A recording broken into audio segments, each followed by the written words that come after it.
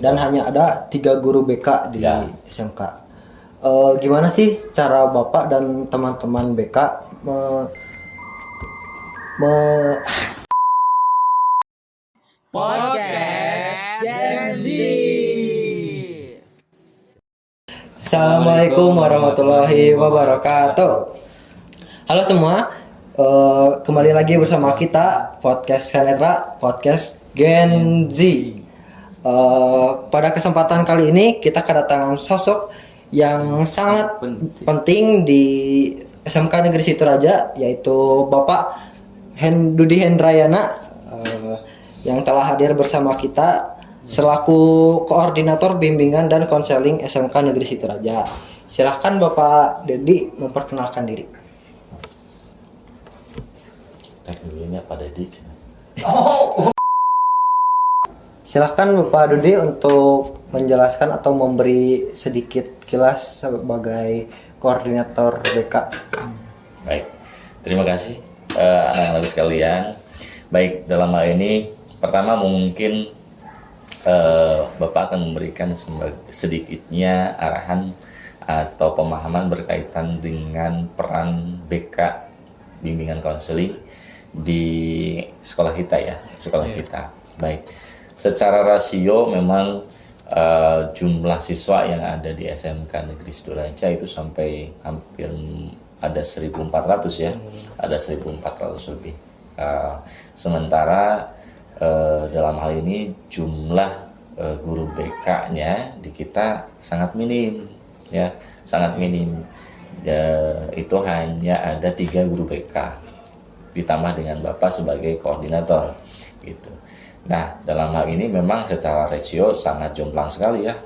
Harusnya itu di dalam peraturan Permendikbud saja nomor 111 itu menyatakan bahwa rasio untuk satu guru BK atau guru BP itu dengan jumlah siswanya itu 150 sampai 200 gitu. Sementara di kita satu tingkatan saja itu bisa melebihi 300 ya, bahkan 400 satu tingkatnya. Jadi secara rasio itu memang masih kurang untuk guru BK. Tapi dalam hal ini tidak menyurutkan semangat dan bentuk perhatian kepada siswa untuk intinya sama-sama mendidik, sama-sama ingin menciptakan atau membangun generasi yang dikatakan baik untuk kedepannya gitu.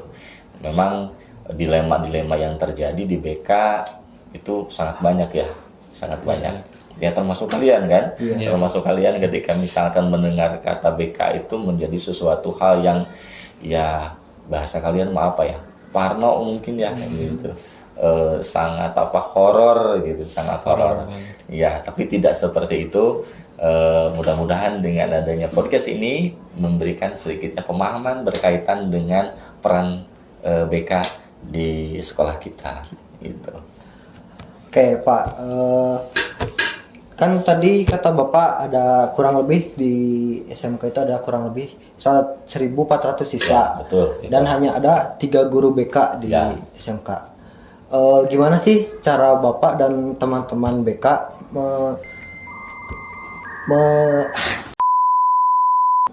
kan tadi kata Bapak ada kurang lebih 1.400 siswa betul. di SMK dan hanya ada 3 guru BK di SMK Negeri Situraja.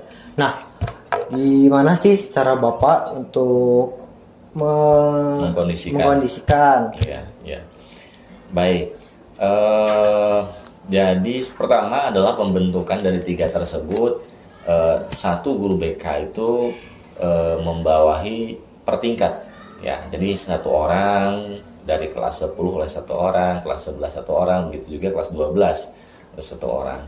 Nah, dikarenakan salah satunya adalah tugas untuk mencerdaskan anak didik itu, tugasnya bukan hanya di BK ya, yang kita ketahui jadi intinya tugas bersama. Di antaranya ada tugas dari pendidik, ada juga tugas dari seorang tenaga kependidikan. Jadi di antaranya guru-guru, kemudian juga dari staf TU-nya itu berperan penting berperan penting. Dalam hal ini untuk mengkondisikannya, berkoordinasinya salah satunya adalah ujung tombaknya ada di wali kelas. Ya, ujung tombaknya ada di wali kelas. Wali kelas berperan sangat penting di dalam bagaimana memperhatikan siswa, bagaimana seorang wali kelas tahu persis berkaitan dengan anak didiknya, dari mulai kehadirannya, dari mulai sikapnya, kemudian dari apakah secara ini dia ada pelanggaran-pelanggaran tertentu. Nah, sekiranya memang tidak bisa diselesaikan oleh peran dari wali kelas, maka kita berkomunikasi. Di sini juga ada peran dari kesiswaan. Kesiswaan juga berperan sangat penting. Kemudian dari kesiswaan barulah ada koordinasi yang dilakukan antara kesiswaan dengan pihak BK. Nah, kalau misalkan sekarang langsung contoh saja anak yang membuat pelanggaran langsung ditanggulangi oleh BK, itu tadi ya tadi tahu sendiri kan rasionya cukup lumayan jomplang. Ya, akhirnya kita juga membutuhkan semua elemen, semua sivitas untuk bergabung bersama, menjadi tanggung jawab bersama untuk mencerdaskan kehidupan bangsa. Gitu. Ya, terima kasih Bapak. Jadi selanjutnya saja ya.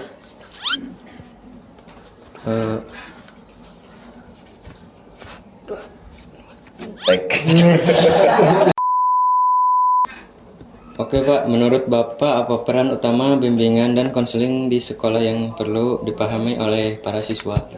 Ya, peran utama BK ya, peran utama BK. Tapi tadi udah dibahas juga ketika kita mendengar kata BK, dipanggil BK tuh misalnya nih, kan image-nya langsung apa yang pernah saya lakukan gitu kan, apa kesalahannya.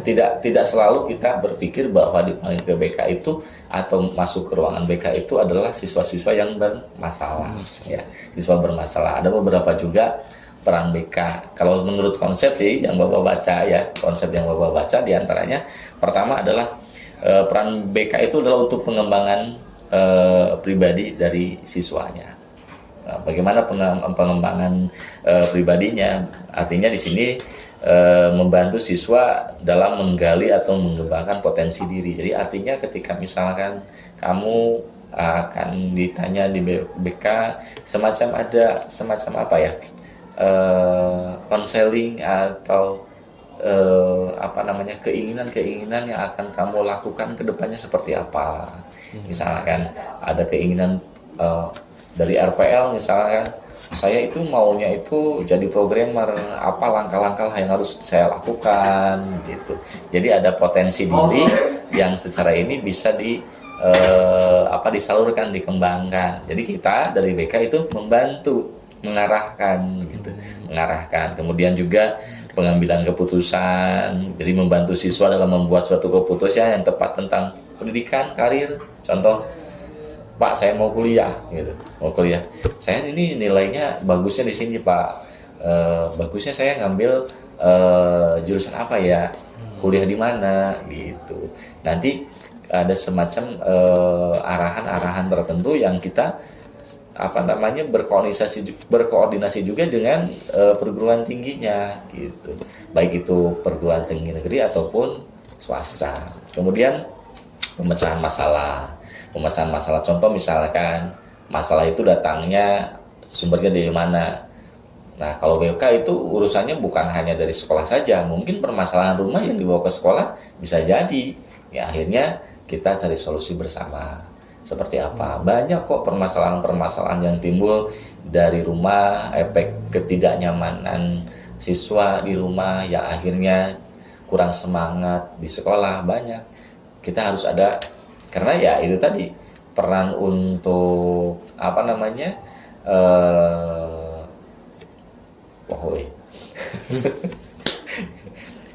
ya itu tadi peran untuk istilahnya memberikan perhatian kepada anak itu ya peran semua diantaranya ini bukan contoh untuk membuat anak menjadi disiplin itu bukan hanya peran dari sekolah ya, peran dari sekolah. Karena ya itu tadi, Bapak dan rekan-rekan semua ya dari BP, bahkan semua dari tenaga pendidik punya keterbatasan. Tidak mungkin kamu seorang siswa itu kita memantau dari mulai kamu bangun sampai dengan kamu tidur, nggak mungkin kan? Kita punya keterbatasan. Kita masuk jadi 6.30, keluar jam 15.00, ya kan? Kalau di dalam sekolah kita terpantau, tapi ketika di luar sekolah kan kita tidak tahu. Nah, di sanalah peran dari orang tua untuk masih bersama-sama bersama sekolah untuk itu tadi, membuat anak menjadi sosok yang memang diinginkan untuk sekolah juga dan di keluarga gitu ya, di keluarga. Kemudian juga ada juga pengembangan sosial. Pengembangan sosial itu seperti misalkan membantu siswa dalam mengembangkan keterampilan sosial seperti berkomunikasi, kerjasama, kepemimpinan. Kamu kan misalkan ada di OSIS kita ya, ada di OSIS, kemudian ada juga ekstrakurikuler yang lain yang membantu siswa tersebut supaya bisa menyalurkan kemampuannya, bisa mengembangkan dirinya di sekolah, keterampilan-keterampilannya. Di kita banyak kan keterampilan-keterampilan ekstrakurikuler yang ada, dari mulai bidang olahraga, dari mulai kemudian dari kejuruannya ya, itu sangat menarik gitu. Dan kamu tinggal pilih mau apa saja di kita olahraganya, atau misalkan di bidang bahasanya juga kan, dari bahasanya juga ada gitu. Ada, jadi itu salah satunya adalah untuk pengembangan sosial. Kemudian pengembangan karir, membantu siswa mempersiapkan diri untuk berkarir sesuai dengan minat dan bakat mereka. Karena SMK ini itu tadi ada istilah yang dikatakan adalah BMW, bekerja, Wirausaha, melanjutkan wirausaha. BMW itu adalah bekerja, melanjutkan, kemudian ada wirausaha itu. Nah, itu tadi yang ketiga tersebut itu suatu bentuk target yang harus kita tempuh di dalam pengembangan karirnya, mau kemana nih gitu. Jadi BK itu bukan yang di dalam pemikiran kita melulu, bukan tempat untuk penggemblengan untuk siswa-siswa yang bermasalah, tidak juga. Karena itu tadi mungkin ada juga yang bermasalah digembleng atau dikasih pemahaman di BK, yaitu tadi untuk unsur-unsur yang tadi Bapak jelaskan. Semuanya adalah niatnya untuk baik, untuk membuat siswa menjadi sifat yang ke arah positif gitu. Oke, Pak, ada nggak sih pelanggaran yang menarik itu yang Bapak alami? pelanggaran siswa yang menarik kan? Iya. Oh, banyak. Kita bahas dari mulai pertama kali masuk sampai dengan pulang ya. Ya, siap. Termasuk kamu mungkin bisa menggali juga pemahaman-pemahaman yang terjadi di kelas ya, di kelas. Baik itu di tingkat SMK atau mungkin sebelum ke SMK pun seperti sama ya.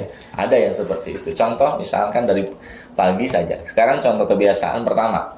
Kebiasaan pertama, kita dulu masuk jam 7.00 ya. Mengalami kan jam 7.00. Jam 7.00 ada kan kesiangan nggak? Ada, banyak yang kesiangan ya. Sekarang masuk jam 6.30, makin banyak yang kesiangan ya. Kenapa coba? Karena itu tadi. Karena salah satunya adalah kebiasaan atau habit yang biasa kita lakukan, masuk jam 7 belum sepenuhnya kita bisa merubah kebiasaan tersebut ya. Bangun kesiangan gara-gara malamnya begadang. Gara-gara begadangnya apa? Game online kah? Ataukah ada juga kegiatan-kegiatan yang lain yang sifatnya memang kurang menguntungkan, ke arah negatif gitu. Apalagi misalkan anak seusia kalian harus, yang masih ada yang nongkrong sampai larut malam. Kayaknya itu kebiasaan, bukan kebiasaan siswa ya. Itu akibatnya efeknya nanti kesiangan. Apakah itu menjadi suatu bentuk pelanggaran? Ya, bentuk pelanggar disiplin gitu. Kemudian juga ada juga kalau udah masuk yang bikin Bapak aneh, Kalau udah masuk, pengen cepat-cepat pulang. Pengen cepat pulang gitu. Padahal tujuan dari rumah ke sekolah itu pengen belajar kan ya? Iya. Pengen belajar. Padahal gitu. Tapi ketika ada guru yang telat 5 sampai 10 menit karena ada trouble dulu mungkin ya gurunya, tapi banyak juga siswa yang ya acak-acakan ya. Ada yang ke kantin kah, ada yang bahkan ada inisiatif untuk pulang duluan gitu kan, pulang duluan. Nah itu suatu kondisi yang dimana terjadi kan di sekolah kita, terjadi itu kebiasaan gitu, kebiasaan. Nah itu peran BK ya peran kita juga ya. Kemudian kalau misalkan pelanggaran yang lain, contoh lagi adalah yang ya kalian tahu lah, kalian itu sudah masuk ke usia remaja ya, namanya puber itu pasti ada gitu ya, puber. Nah kita juga harus mengetahui biologisnya siswa di SMP itu seperti apa gitu, hubungan asmara dan sebagainya bisa nggak menyebabkan hal negatif? Sangat bisa ya, sangat bisa. Kita juga harus ya memberikan edukasi sampai kita melibatkan pihak luar untuk memberikan edukasi ya. Contohnya misalkan adalah pendidikan seks usia dini, misalkan ya, pendidikan tentang narkoba ya, kemudian juga hal-hal yang lain yang berkaitan dengan kenakalan remaja, dan masih banyak. Dan pelanggarannya Bapak kira cukup unik ya, sangat lucu. Apalagi misalkan contoh gini, kalian bisa lihat di kampus kita itu di sekelilingnya itu sudah dibenteng. Kemudian dikasih pagar yang tinggi. Bahkan kalau lihat pagar, kalian lihat di depan itu ya, di depan itu ada pagar yang dimana kayak kalau di LP gitu ya, di LP ada yang runcing-runcingnya, tapi masih ada yang kabur, ya kan? Masih ada yang kabur. Entah itu apa memang jiwa olahraga naik tebingnya tinggi mungkin ya, mengembangkan potensinya di sana gitu. Jadi pelanggaran, tapi memang tidak dipungkiri, memang pelanggaran yang dikategorikan memang kita ambil ada pelanggaran yang sifatnya ringan, sedang dan berat. Bagaimana yang berat? Nah, kalau berbicara yang berat seperti misalkan ada asusila, narkoba, tawuran dan sebagainya, itu sudah ada, tidak ada tolerir lagi ya. Itu jadi pemahaman buat kita semua juga, ketika ada pelanggaran berat yang seperti itu, maka konsekuensinya harus diambil.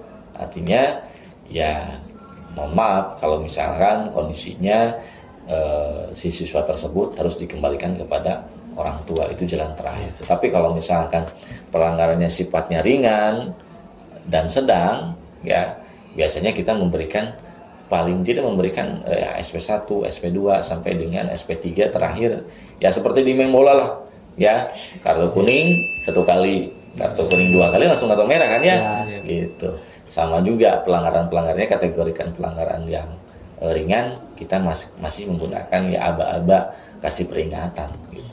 Dengan cara home visit ke rumah, kemudian juga ada pemanggilan orang tua. Ada prosedur-prosedur di BK yang memang harus ditempuh ya. Hal itu menjadi suatu bentuk SOP kita ya, SOP kita gitu.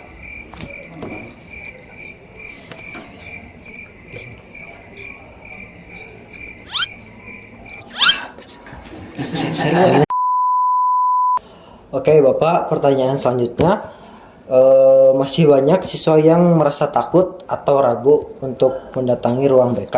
Menurut Bapak, apa yang menjadi penyebab hal tersebut? Takut ya? Ya. Takut sama ruang BK. Sebetulnya bukan takut ke ruangannya ya, tapi takut ke isi di ruangannya.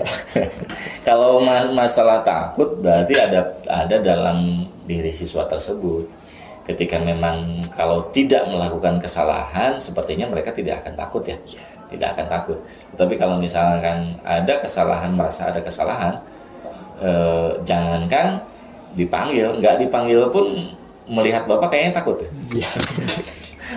Contoh misalkan tidak bisa dipungkiri ketika misalkan di luar Bapak ketika berangkat ada beberapa yang masih menggunakan kendaraan sepeda motor, brong, ya, Iya. gitu kan.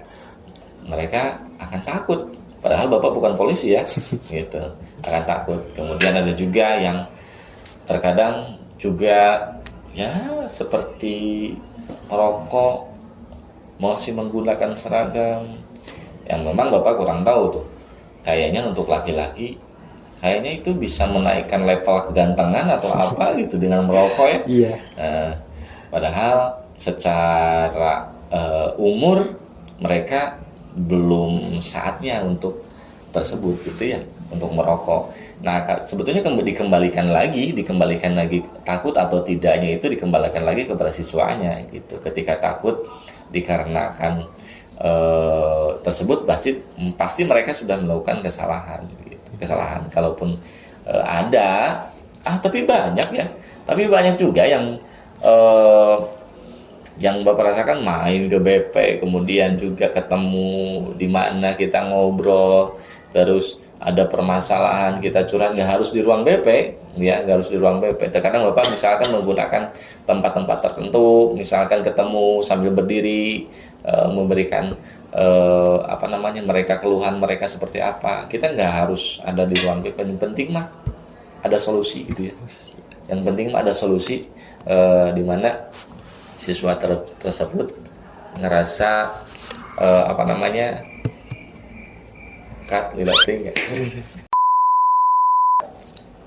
Oke, sebagai pertanyaan penutup, pesan apa yang Bapak ingin sampaikan kepada seluruh siswa SMK Negeri Situraja terkait layanan BK ini? Ya, pertama pesannya untuk para siswa, pertama gini, tidak ada seorang guru yang bisa menjamin keberhasilan siswanya.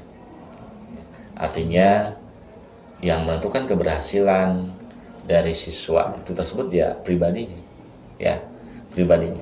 Kita tidak tahu nasib seseorang seperti apa, hanya dia yang bisa menentukan tersebut. Cuman dalam hal ini sekolah hanya membentuk karakter,